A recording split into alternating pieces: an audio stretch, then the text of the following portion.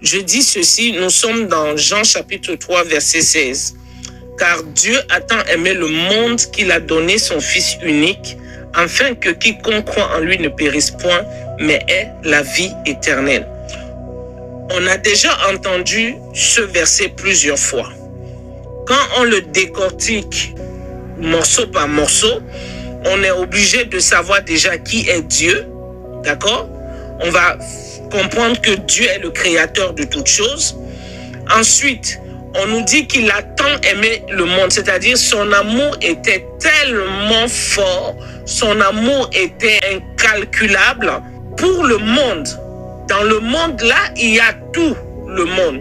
Il y a les païens, il y a ceux qui ont accepté les chrétiens, il y a les sorciers, il y a les occultistes, il y a les athées, il y a tout. C'est pour, en tout cas pour l'humanité, c'est pour tous ces gens-là que Dieu a donné son Fils unique. Vous imaginez bien que si tu as juste ton fils, tu ne vas pas le livrer, mais Dieu l'a fait. Il a donné ce qu'il avait de plus cher. Ça, vous l'avez déjà entendu, n'est-ce pas? Et on nous fait comprendre par ce verset que si nous croyons en ce Fils-là que Dieu a donné, nous n'allons pas périr, mais nous allons avoir la vie éternelle. Maintenant, lorsque nous prenons la définition des hommes en ce qui concerne l'amour de Dieu, du moins l'amour déjà, tout simplement, on va voir que l'amour est un sentiment qui pousse quelqu'un à aimer une autre personne, n'est-ce pas? Ou à aimer quelque chose. Mais maintenant, ce que je veux que vous ayez à l'esprit de façon permanente, c'est que l'amour de Dieu est d'abord invariable. Ça ne change pas. Ça ne s'améliore pas par rapport à ce que nous sommes. L'amour de Dieu ne dépend pas de nous, de ce que nous sommes, ce que nous faisons. Nous ne faisons pas. Mais il est Dieu, il a décidé de nous aimer et il nous aime comme ça. Dieu a déjà fait. Parce que là, quand il dit Dieu a tant aimé le monde, Jésus lui-même, c'est lui qui est en train de parler. C'est comme si il parle d'une autre personne. Mais or, il est question de lui. Amen. Et ici, nous sommes tout au début de Jean chapitre 3, dont Jésus n'est pas encore allé à la croix. Il n'est qu'au début de son ministère. Mais nous constatons que le verbe, on ne dit pas car Dieu aime tellement le monde qu'il donnera son Fils. Non, on dit il a donné, c'est quelque chose qu'il a déjà fait. Alors on comprend que c'est quelque chose qui s'est déjà passé dans le spirituel. Et il y a ce principe du royaume qui dit que c'est le spirituel qui bâtit le physique. Ce qui veut dire que ce que nous voyons physiquement est la résultante de ce qui s'est passé dans le spirituel. C'est pourquoi une personne qui ne prie pas, une personne qui n'est pas connectée à l'Esprit de Dieu, une personne qui n'aime pas les choses spirituelles, il sera difficile, si ce n'est impossible, à cette personne-là de posséder ou bien de rentrer pleinement dans sa destinée. Le spirituel bâtit le physique. Dieu a tant aimé qu'il a donné. Il a déjà fait. Et deuxième chose, je veux que vous reteniez ce soir, c'est que Dieu n'a jamais eu une mauvaise pensée contre l'homme. Même quand Dieu te châtie, même quand c'est Dieu lui-même, comme il a fait à Job, alléluia, il t'est arrivé sûrement de dire pourquoi moi, pourquoi je souffre, pourquoi, n'est-ce pas? Pourquoi c'est moi qui suis toujours malade? Pourquoi depuis ma naissance je souffre? Pourquoi je ne suis pas marié? Pourquoi je n'ai pas d'enfant? Pourquoi c'est moi qu'on renvoie toujours du travail? Pourquoi je n'ai pas un CDI? Pourquoi je n'ai pas de papier? pourquoi tout ce que je fais, je rame, c'est difficile. Pourquoi tu te poses des questions et parfois même le découragement rentre, n'est-ce pas? Pourquoi mon compte bancaire est au rouge alors que je travaille, c'est comme si je n'ai pas d'argent? Dis-moi bien amen. Amen. Mais Dieu, même quand il le fait, c'est par amour pour toi. Là, je n'entends pas amen. Amen. L'apôtre Paul va voir la révélation. Alors il va dire, tout concourt au bien de ceux qui aiment Dieu. Que tu manges ou que tu ne manges pas, tout ça c'est pour le Seigneur. Donc l'amour de Dieu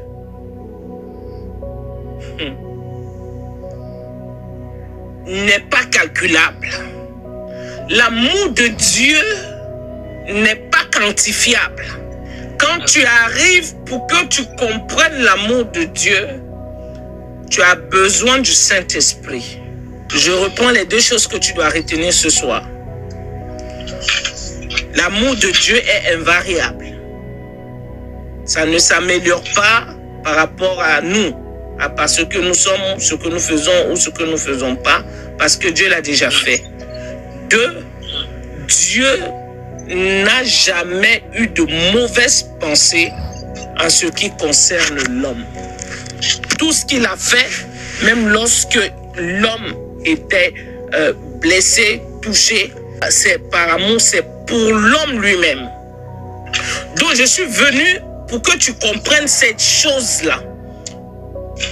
Parce que si tu ne comprends pas que Dieu, c'est pas parce que tu as construit un temple pour Dieu ou tu as trop donné à manger aux personnes démunies que Dieu va t'aimer, ou bien que tu n'as pas donné que Dieu ne va pas t'aimer. Ça ne dépend pas de toi. Lui, il t'aime tellement.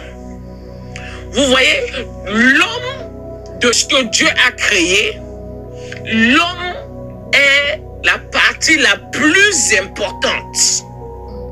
Même les êtres célestes que Dieu a créés n'ont pas ce privilège de bénéficier des grâces et des bontés de l'amour de Dieu comme nous. Quand tu lis Ézéchiel 28, il dit ceci à partir du verset 11. La parole de l'Éternel me fut adressée en ces mots. Fils de l'homme, prononce une complainte sur le roi de Tyr. Tu lui diras, ainsi parle le Seigneur l'Éternel.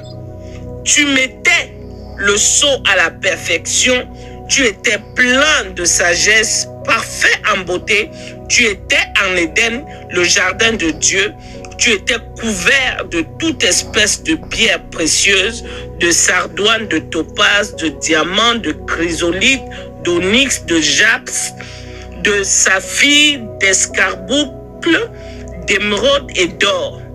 Tes tambourins et tes flûtes étaient à ton service, préparés pour le jour où tu fus créé.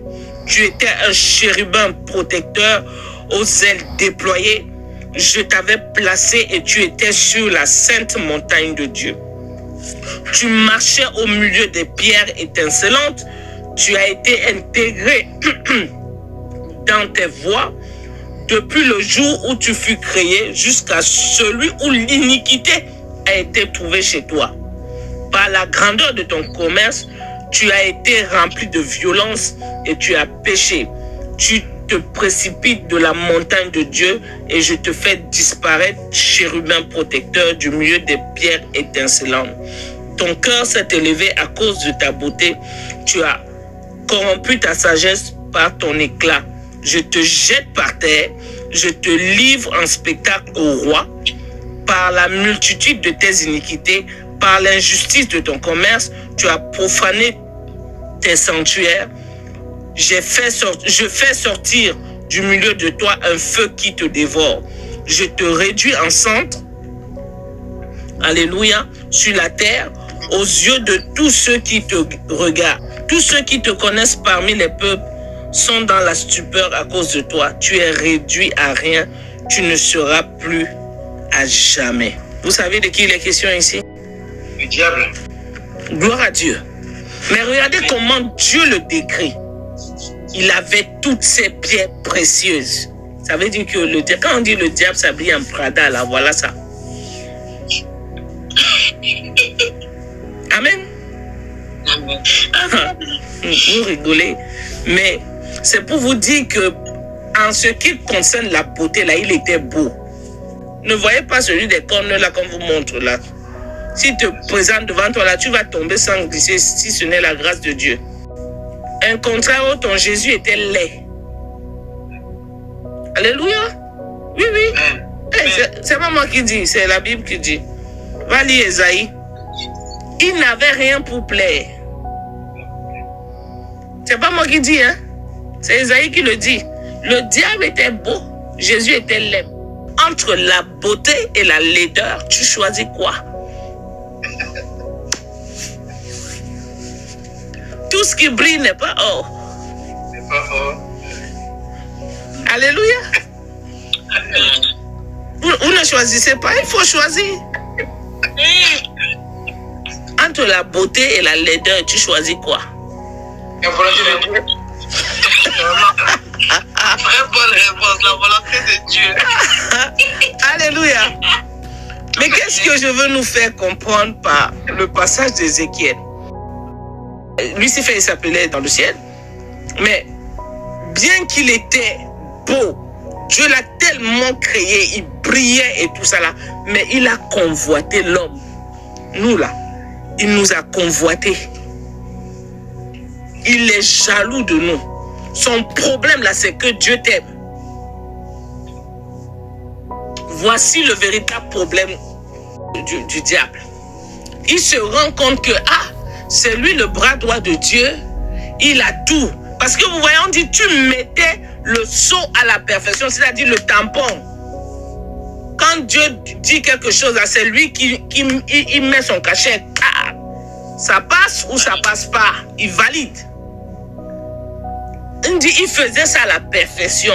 Mais le jour où Dieu a dit, faisons l'homme à notre image, à notre ressemblance. C'est-à-dire, dans les desseins de Dieu, c'est moi qui imagine ça. Hein. Dans le cœur de Dieu là-bas, quand Satan a vu que, donc, le monsieur avec qui je suis ici, lui là, quand je dis monsieur, c'est une façon de parler. Hein. Parce que Dieu est esprit, bien sûr. Il dit, le monsieur avec qui je suis là, il me dit, je suis son bras droit, mais il allait créer, il crée quelqu'un là, et il met tout son amour dans cette personne-là, c'est qu'elle a fait. Donc c'est plus moi le numéro 1, la jalousie est rentrée. Et c'est fini. C'est pourquoi il veut amener un maximum d'hommes à la perdition. Pour faire saigner le cœur de Dieu. Sachez qu'à chaque fois qu'une âme se perd, Dieu est triste. Et c'est pourquoi lorsqu'une âme est gagnée, les gens font la fête là-bas au ciel. Alors qu'allons-nous faire pour réjouir le cœur de notre Père? Gagner des âmes. C'est pourquoi le Seigneur a laissé Matthieu 28. Alléluia. Nous reviendrons dessus. Mais je veux que vous compreniez que Dieu, vous avez du prix aux yeux. Nous avons du prix aux yeux de Dieu. Dieu nous aime tellement. Mon ami, cela ne dépend pas de ta force. Cela ne dépend pas de ton intelligence. Cela ne dépend pas de ton temps de consécration. Cela ne dépend de rien qui vient de toi, mais de lui seul. Parce qu'il t'a aimé, point final. Alors que tu pleures, que tu ne pleures pas, son amour pour toi ne va pas changer. Sache que tout ce que tu fais pour Dieu, en réalité, tu le fais pour toi-même. Parce qu'il lui se suffit.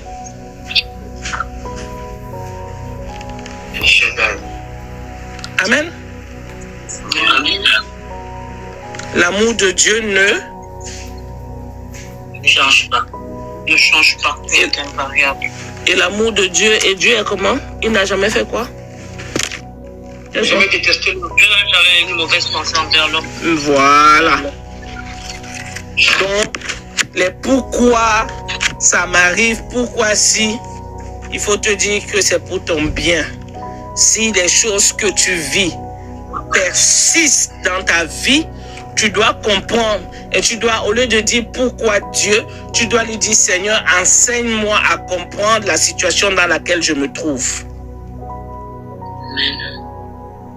Est-ce que quelqu'un me comprend?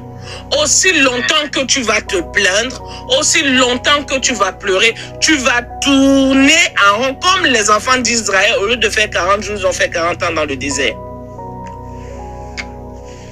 Je parle à quelqu'un? Jusqu'à ce que tu comprennes ce que Dieu veut t'enseigner dans la situation dans laquelle tu te trouves. Alors, ce soir, tu dois changer ta manière de voir Dieu. Tu dois changer ta compréhension de Dieu. Tu dois changer ta compréhension de l'amour de Dieu pour toi. À partir du moment où tu sais que l'amour de Dieu est invariable et que ça ne dépend pas de toi, mais que lui, c'est parce qu'il l'a déjà fait depuis longtemps. Amen. Il t'a déjà aimé depuis longtemps et qu'il n'a pas de mauvaise pensée. Il ne veut pas de ton mal. Alors si tu souffres, il y a une raison spécifique pour laquelle tu souffres. Et pour connaître cette raison-là, il faille que tu ailles devant le Seigneur lui poser des bonnes questions. Il dit, vous demandez, vous ne recevez pas parce que vous demandez mal. L'amour de Dieu, quand on te prêche l'amour de Dieu, ça doit te donner, ça doit te réjouir, ça doit te donner le désir d'aller chercher Dieu. Amen. Amen. Ça doit te donner ce désir-là d'aller encore dans sa présence. Le chercher, le connaître davantage. Quel est cet être-là qui même, sans toutefois demander quoi que ce soit en retour, il a tant aimé. Alors je ne parle même pas de son fils qu'il a donné. Je ne parle même pas du sacrifice de la croix. Nous allons revenir dessus.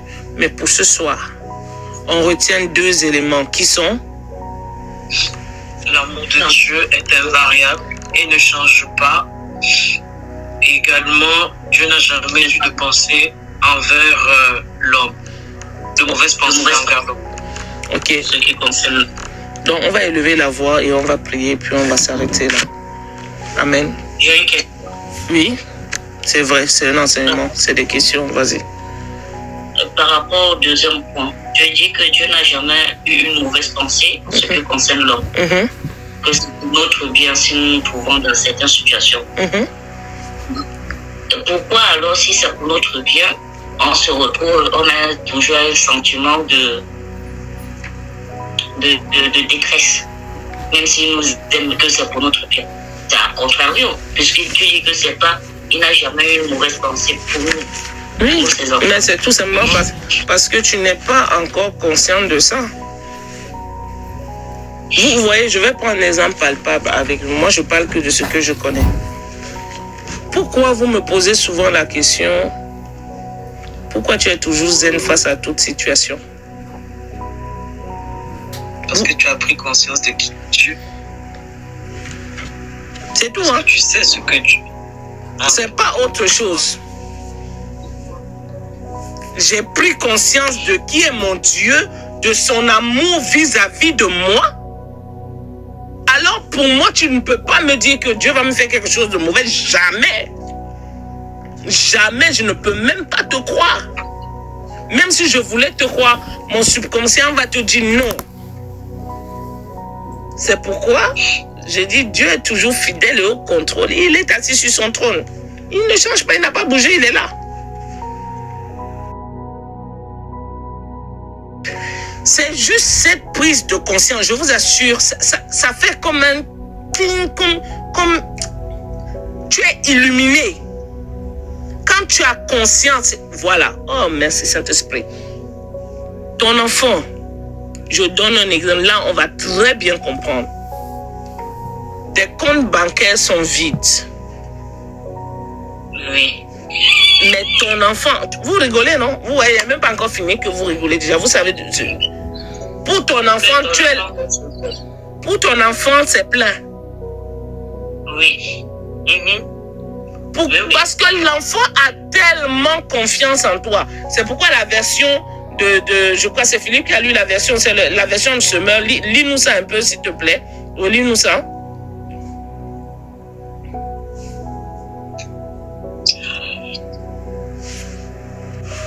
Oui. Oui. Dieu a tant aimé le monde. Dieu a tant aimé le monde qu'il a donné son Fils unique pour que tous ceux qui placent leur confiance en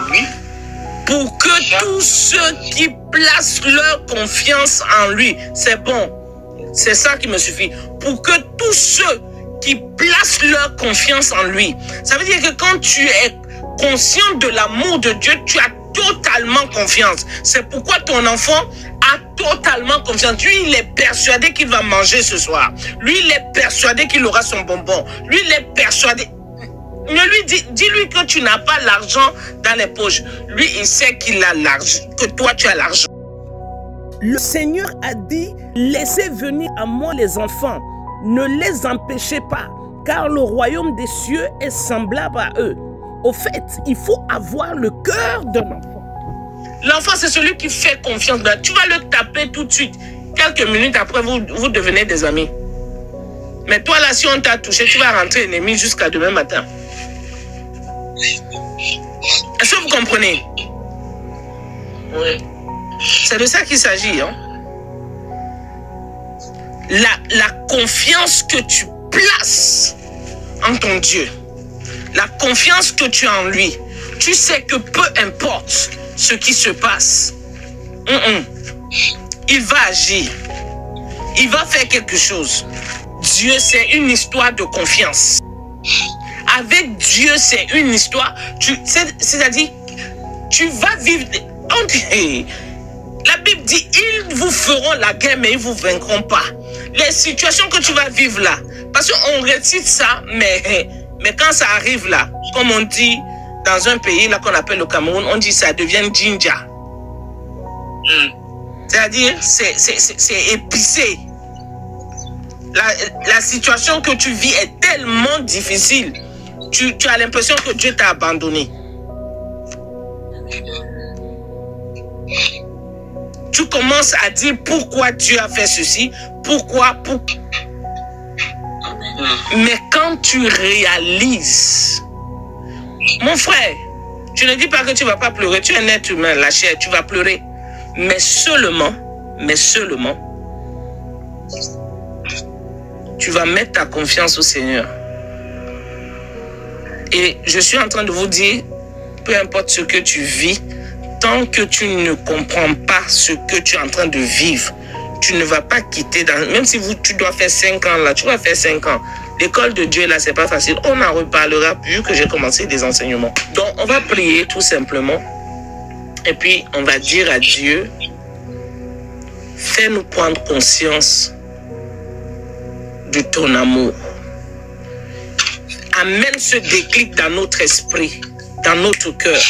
Au nom de Jésus, prions. Karabrosoto.